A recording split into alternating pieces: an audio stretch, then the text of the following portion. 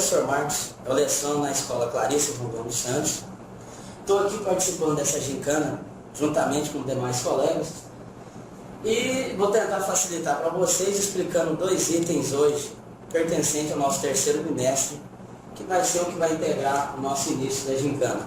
Vou falar sobre o sistema cartesiano e também noções de função. Então, trouxe uma pequena definição para vocês aqui. Vou fazer a leitura disso e tentar esclarecer para vocês algumas coisas que vão aparecer. Sejam x, y, 2 eixos perpendiculares entre si, dispostos em um plano. Esses eixos se cruzam em um ponto em comum, denominado de ponto O, que é a nossa origem, a parte principal, é onde acontece tudo.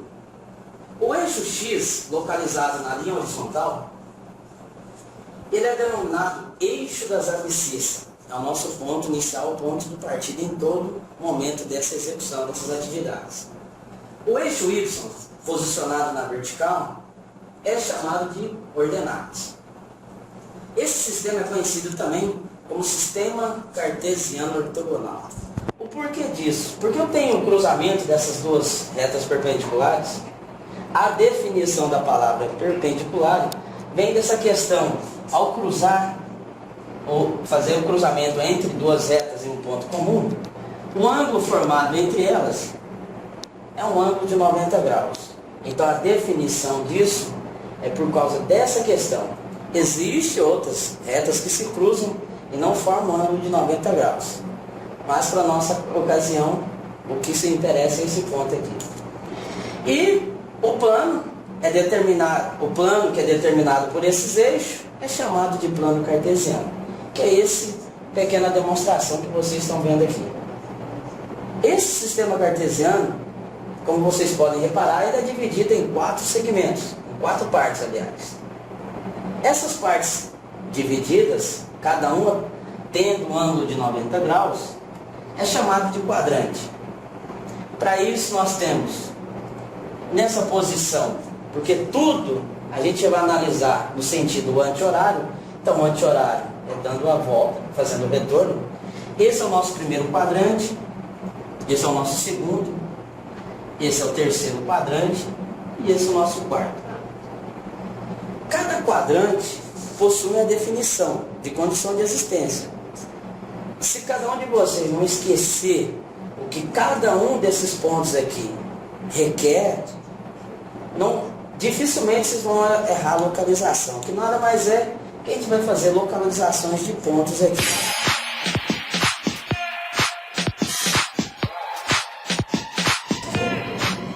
Eu coloquei alguns pontos aqui, a gente vai fazer as localizações deles dentro dessa imagem, desse plano aqui. As retas, elas possuem numerações. O ponto central onde se toca é o 0 inicial, tanto para a linha de X quanto para a nossa linha de Y. Tudo que eu tenho à minha direita de 0 são valores positivos. À minha esquerda, os valores negativos. Do mesmo modo, seguindo na linha vertical, tudo que eu tenho acima de 0 são valores positivos e abaixo dele, valores negativos. Como eu disse a vocês, a gente tem a separação de 4 partes. E para facilitar a localização, cada quadrante tem uma regra. Como vocês podem ver, nesse primeiro lado, eu não encontro em nenhuma das situações valores negativos. Então, uma maneira de você se localizar, saber qual valor desse, qual par desse você vai localizar aqui dentro, para não errar em nenhuma das posições, é só observar. Se o primeiro valor e o segundo valor for positivo, todos eles pertencem ao primeiro quadrante. Então, tanto o primeiro quanto o segundo pertence ao primeiro quadrante. Para me localizar no segundo quadrante, eu já vou ter uma imagem negativa e uma outra imagem positiva, que é a minha linha superior de Y. Tudo que eu vou fazer, um ponto está localizado na linha de X e o outro na linha de Y. A nossa parte de baixo aqui, esse terceiro quadrante, eu não encontro nenhum número positivo. Então aqui só vai poder ser localizado valores negativos. Então tanto o primeiro quanto o segundo valor, se forem negativos, só se encontram nessa região. E aqui nossa quarta e última, eu vou ter pontos positivos com pontos negativos. Agora, não se esqueçam, Toda vez que você for localizar um ponto no sistema cartesiano, a sua fonte principal é a reta de x. Dela sai todo o valor de x para encontrar em y. Você não pode fazer o contrário, começar a localização saindo de y para x. Porque o nosso x é o nosso ponto determinante aqui, o nosso valor principal, é dele que sai tudo. Sempre o primeiro valor em cada par ordenado, porque par já diz, 2, é sempre o primeiro valor, você só encontra na linha de x. E o segundo valor está localizado na linha de y. Para isso, agora vamos localizar esses pontos que estão citados aí. No meu ponto A, eu tenho a situação 4. Eu vou sair do valor de 4. Como eu tenho que encontrar com a linha de x, eu vou ter que subir, porque o 3 é positivo. Ou não tem sinal nenhum. Qualquer número que não recebe sinal nenhum, ele é sempre positivo. Então, colocando o sinal nele ou não colocando, ele se torna positivo da mesma maneira. Então, eu vou sair do número 4 de x, vou subindo até encontrar a reta que me leva até o y. Aqui eu consegui encontrar a posição. Encontrando essas duas situações, essa reta que sai de x com a reta do y, aonde esses pontos se encontram, essas duas retas se encontram, é determinado o ponto que eu tenho que localizar. Do mesmo modo, a gente vai fazer com a letra B, letra C, letra D e letra E. Minha letra B fala de 1 até 2. Então, eu vou pegar o valor de 1 de x e vou subindo até encontrar a reta 2 de y. Encontrando, vou fazer a marcação do ponto de identificar ele, minha letra B. Agora, o meu ponto C já não é mais positivo. Como eu disse a vocês, se não tem nada, ele é sempre positivo. A partir do momento que eu quero o valor negativo, ele tem que ser identificado. Portanto, eu tenho menos 2. E menos 2 na linha de x só está desse lado. Eu vou pegar menos 2 de x até encontrar com 4 positivo de y. Aí, se eu vou subindo até encontrar a reta do valor 4. Nossa letra D, todos os dois valores que nós temos aqui, todos os dois são negativos. Menos 3 e menos 4. Como tudo é negativo, só vou encontrar aqui o nosso terceiro quadrante, que é a definição dele. O terceiro quadrante só pode ser localizado quando os dois valores são negativos. Então, primeiro, sempre saindo da linha de x, menos 3. Agora, não vou subir porque o negativo de y está descendo. Então, desse menos 3, eu vou descendo até achar a reta que vai me levar ao ponto de menos 4, pertencente à reta de y. Com isso, eu consegui localizar agora o meu ponto D. No nosso ponto E, último, nosso citado aqui, ele sai do nosso valor de 3, como não tem sinal nenhum, é positivo, e o positivo de x só está nessa região, até encontrar menos 3 de y, que também não é subindo, é descendo. Então, vou sair daqui de 3 até encontrar a reta de menos 3 para y. Com isso, consegui fazer a localização desses pontos nesse plano cartesiano.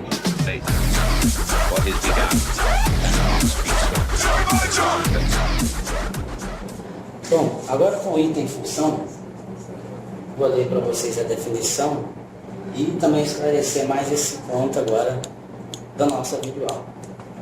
Dados dois conjuntos, chamados de x e y, não vazios, uma função onde os valores de x vão ser ligados aos valores de y.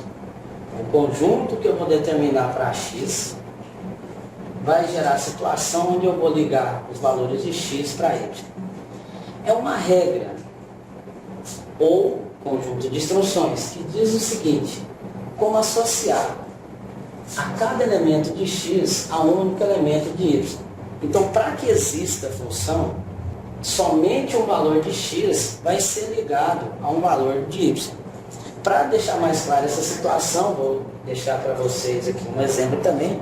A gente vai fazer a representação disso através do diagrama. Na representação do diagrama, essa teoria aqui vai ficar bem mais clara.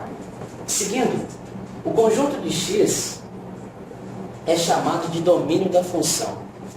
Porque x é a parte dominante. Ele não depende de ninguém para ser uma função, ele já tem o seu valor principal. Para a gente encontrar o y, para determinar quem é o valor de y, que a gente vai fazer essa ligação, sim, depende do valor do x. E para isso a gente vai representar em uma função. Então, os valores de x, chamamos de domínio da função, enquanto o conjunto de y é chamado de contradomínio. Então, todos os valores que tiver no conjunto do y é chamado de contradomínio. Com isso, podemos dizer que função é um tipo de dependência. Ou seja, um valor depende do outro. Um exemplo básico, uma função de um x qualquer gera um valor principal do y. Então, f de x vai ser igual a quê? A resposta para o y. E essa função a gente vai determinar uma pequena lista. Sendo que x e y são valores. Então, esses conjuntos aqui vai ser determinado valores neles, tanto para x quanto para y. E através do nosso desenvolvimento da função, a gente vai saber que valor de x eu vou direcionar até o conjunto de y. Esse número que vai receber esse direcionamento é chamado de imagem. Então, nessa situação de função, nosso princípio agora, além de representar no diagrama, a gente vai falar quem é a parte dominante, quem é a parte do contradomínio e quem é a imagem. E nós temos exemplo aqui. Em um certo dia, 3 mães deram à luz em uma maternidade. A primeira teve trigêmeos, a segunda teve gêmeos e a terceira teve apenas um único filho. Considere para aquele dia o conjunto das 3 mães, então a gente vai ter uma situação. O conjunto vai representar as 3 mães e um conjunto que vai representar as crianças. E a gente vai seguir essas relações aqui. Através dessas 3 relações, vamos definir o que é função.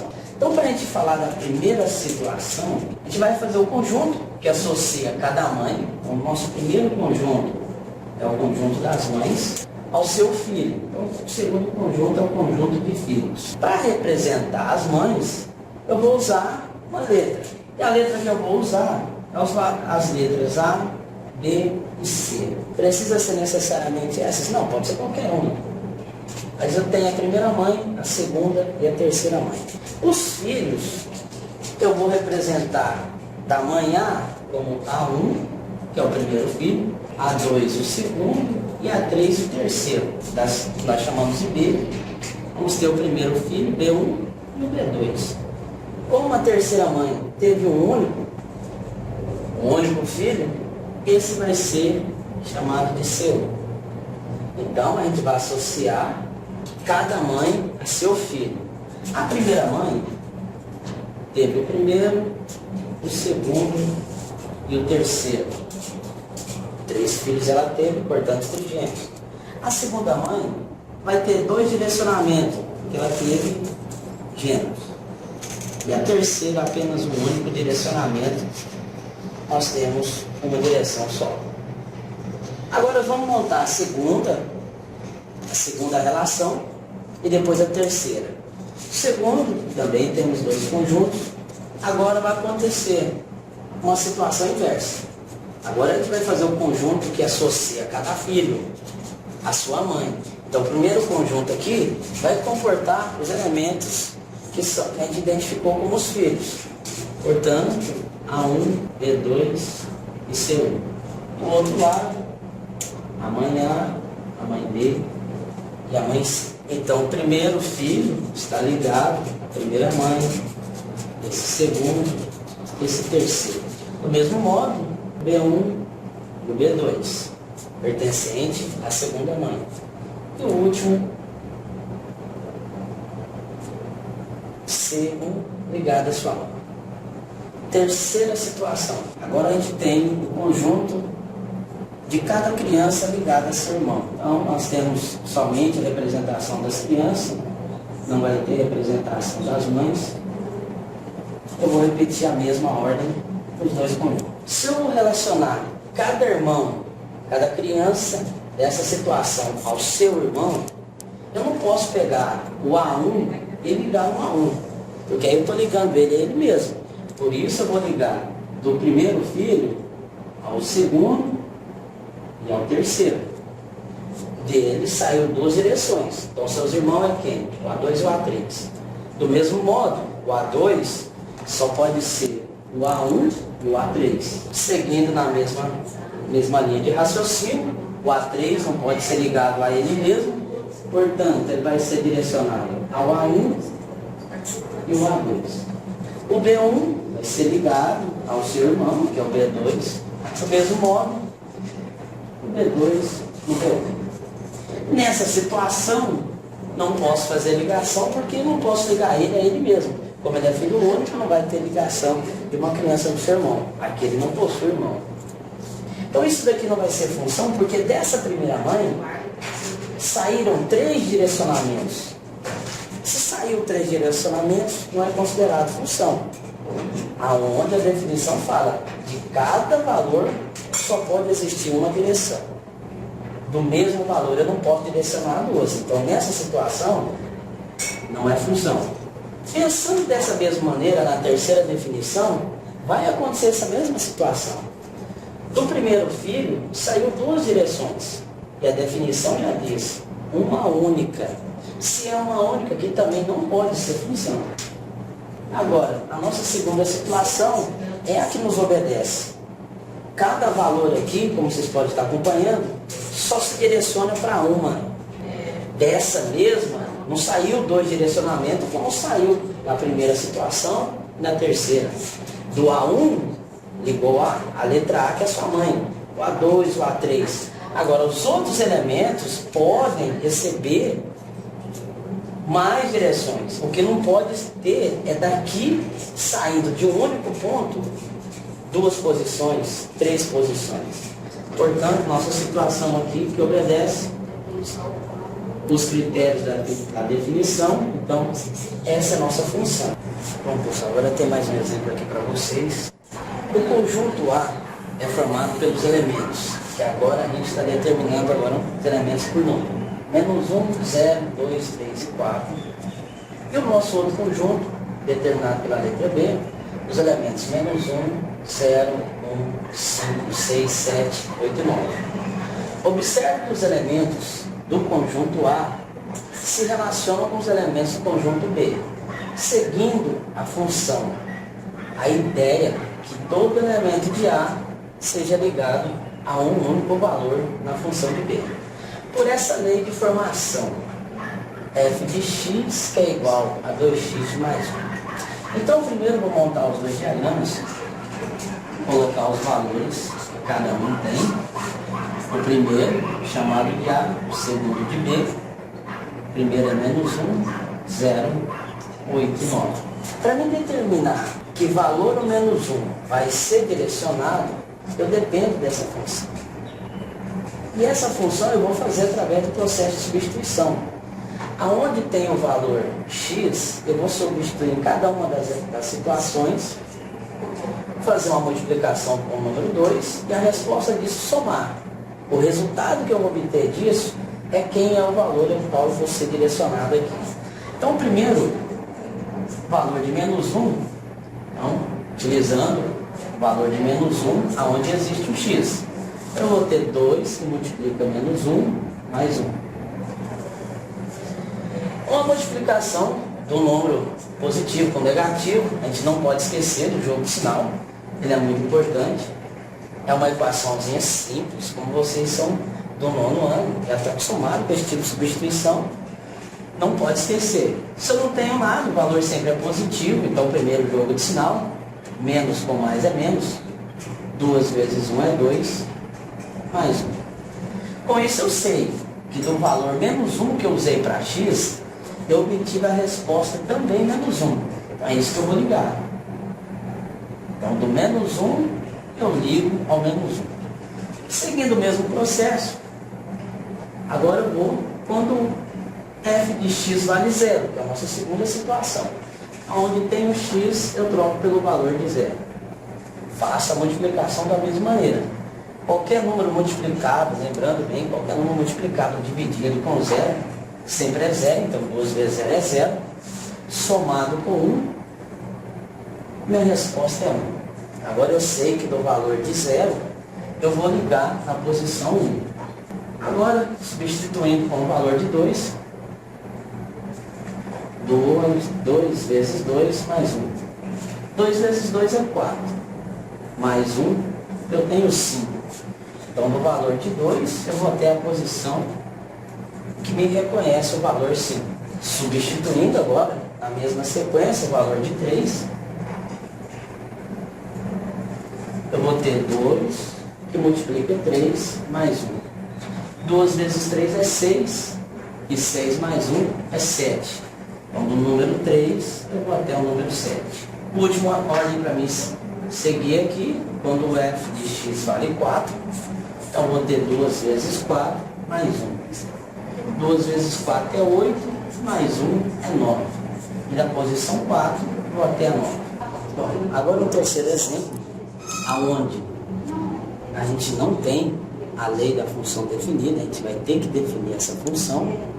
Através da leitura agora, a interpretação do exercício, a gente vai conseguir montar isso. Em um parque de diversões, os visitantes pagam R$15 pelo ingresso. Ou seja, no momento da entrada dele, para ele entrar dentro desse parque de diversões, automaticamente ele já paga R$15. E R$3 serão cobrados para cada brinquedo que ele escolher, dentre 20 atrações que tem. Então eu não sei quantos brinquedos uma criança vai querer brincar, mas para a gente calcular o preço total que a gente poderia gastar numa situação dessa, a gente vai determinar pela seguinte situação. Então, o preço pago para eu entrar e brincar em determinada quantidade de brinquedos depende do quê? Primeiramente dos 15. Os R$15 que eu vou ter que pagar logo na entrada. E depois de mais R$3 em cada situação. Então, para cada brinquedo que ele escolher, sempre vai ter que pagar uma taxa de R$3 a mais. E essa quantidade de brinquedos que pode ser brincado, que eu não sei, eu posso representar por uma letra. Pode ser por uma letra X, uma letra Y, qualquer valor. Mas vamos vamos representar pela letra N, porque eu tenho N atrações aqui. Para isso, vamos construir uma tabela. Vamos supor que o proprietário desse parque de diversões, para facilitar no seu dia a dia, ele construiu uma tabela.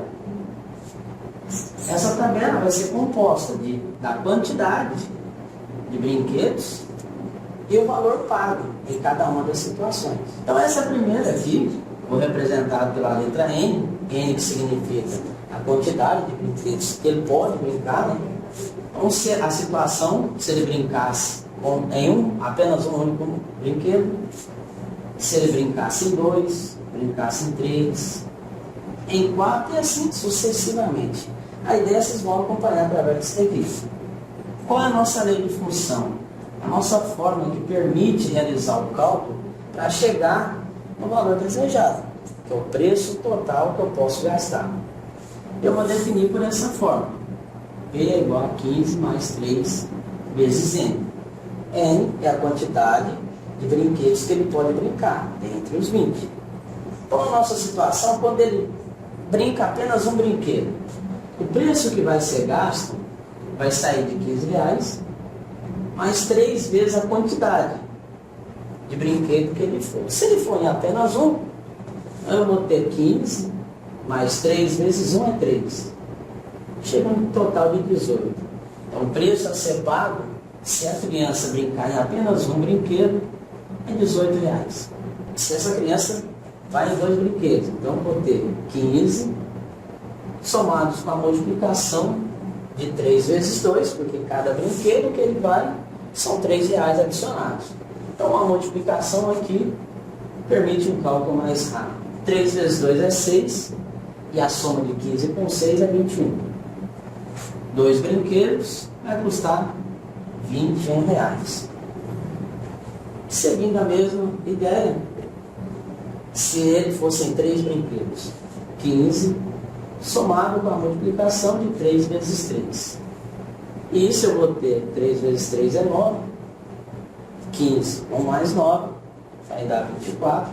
Está na tabela, seguindo a tabela, R$24. Se ele fosse brincar em 4 brinquedos, eu teria o preço total seria igual a 15, que é o valor da sua entrada, mais a soma da multiplicação com 3 vezes 4. Resolvendo essa operação, eu vou ter 15 mais 12, né? A multiplicação de 3 vezes 4 dá 12, e a soma desses dois fatores é 27.